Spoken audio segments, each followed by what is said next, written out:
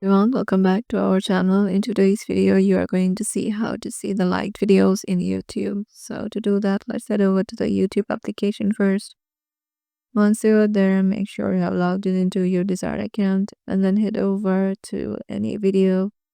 Suppose I'm heading over to this one. Now I am liking on it. So if I go back and turn off the video, I have to head over to my profile by tapping the profile icon on the lower right corner. And then here you will find the option of playlist. Go to view all. Now here you'll find the playlist of liked videos. Go to this one. And yeah, here it goes.